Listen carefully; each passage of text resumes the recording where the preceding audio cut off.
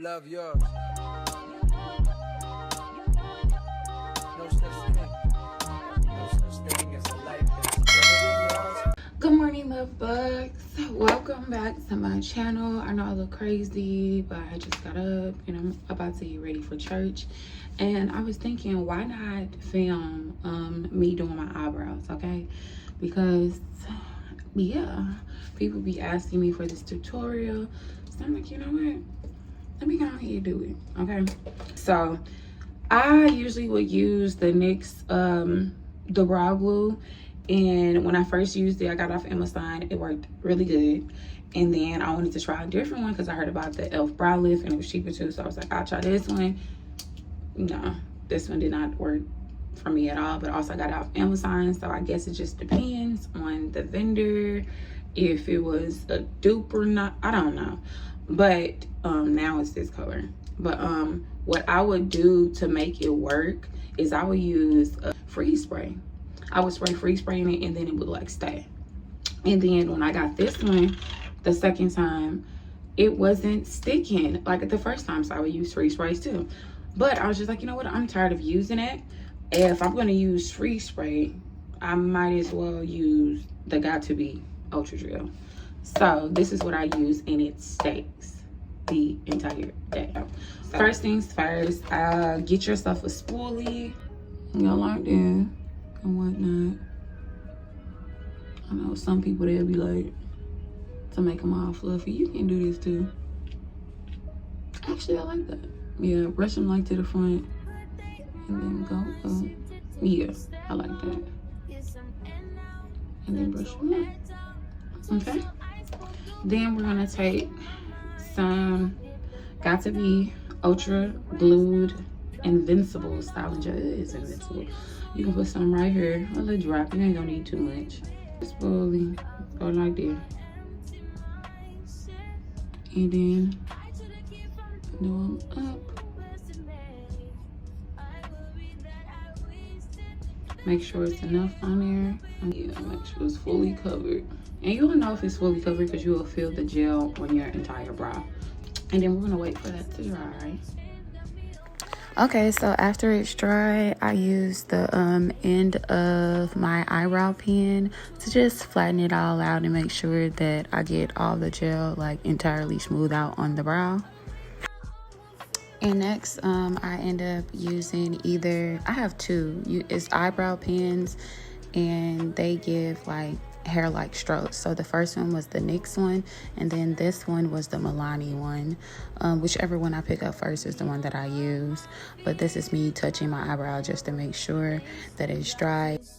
So yeah, so when I start my brow, I usually start at the end, like where the tail of the brow is, and I don't hold it too close to like near the actual pen. I hold it further away because we want it to be like hair-like strokes, and we don't want it to be like too dark, or you know, we just want it to look very realistic. So the farther away you hold the pen, the less like harsh it looks, if you get what I'm saying. We want a light hand. That's basically what I'm trying to explain. But yes, I just literally go off like how my brows, my real brow hairs are laying, and I follow that. Or any place where I feel like it need more hairs or whatever like that, I go in between it with that. And then especially when you get to the front of your brow, it's supposed to be like an ombre effect. Like the beginning of your brow is lighter, okay? It always is like a little bit thinner than, you know, the rest of your brow. So you don't want to make it darker in the beginning, okay? So it's usually darker towards the end, but in the beginning we want it to be a little bit lighter. And you see in the beginning of my brow, it is a little bit dark, but I go back there and fix that because sometimes we don't always get it right on the first time. And that was just me showing you, like, you know, you can mess up and you can still make it work. And also this specific brow, like my tail, I really don't have a tail on this brow, so I really have to make one. And then also in the beginning of it, it's less hairs than this side. You have to see how this side is. It's more thicker. I don't have to put too much or draw too much on to this brow because it is thicker. So yeah, just don't overdo it. Just because you do something to one brow does not mean you have to do it to the other, which we do want them to look alike. But majority of the time, our eyebrows gonna look like fraternal twins, okay? Not identical. They're not always gonna be the same, and that's okay. But at least you just won't be able to look at it, and nobody should be able to look at it and be like, okay, yeah, both of them off. Okay? So we just do the exact same thing with this brow. And right here, you see how I'm doing it a little bit lighter because the other one, as you can see, is a little smudge and a little bit darker. This is how you're supposed to do it. Okay? And this is when I noticed how dark it was, and I just kind of like wiped it off a little bit. But you just keep on filling it in until you get your desired look, okay? Hair-like strokes, literally. Go in the way that your brows are laying.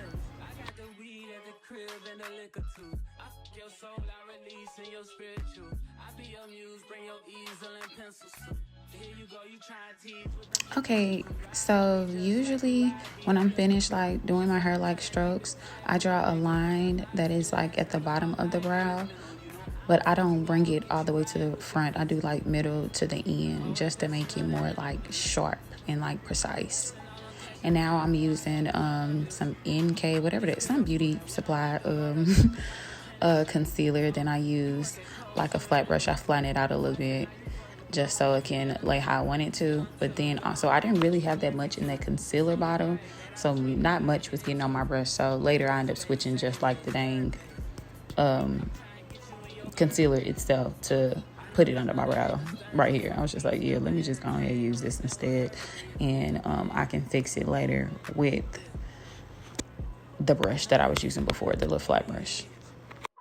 And if you're going for more of a natural look, it is best to use a concealer that's one shade lighter. That's why I end up going on with this Ruby Kisses foundation, just to tone it down for like a little bit, because I don't want it to like pop out too much, but just enough. I want it like we're going for a natural brow look, like nothing too crazy, okay? But yes, I put that on top of there just to like, let it so I can blend more. We don't want to be looking crazy, okay? We don't want that halo brow. We don't want it to be flow now. But you do the exact thing that you did with the concealer. Just put it right on top of that just so we can blend that all together.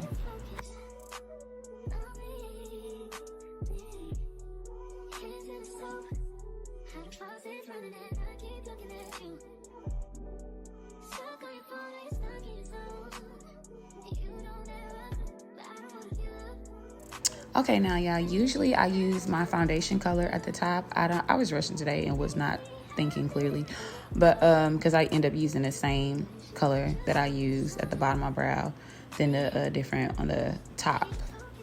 But use your foundation color. I'll say or use something that is darker for the top part of the brow, because like I said, we do not want halo brows, okay? We don't want our eyebrows to be floating. But you can also use like a small like blending brush, and I can find mine, so I just use what I used to use before I even knew what a blending brush was, which is my finger. This works well too. But yeah, you just tap it until it blends in to your skin.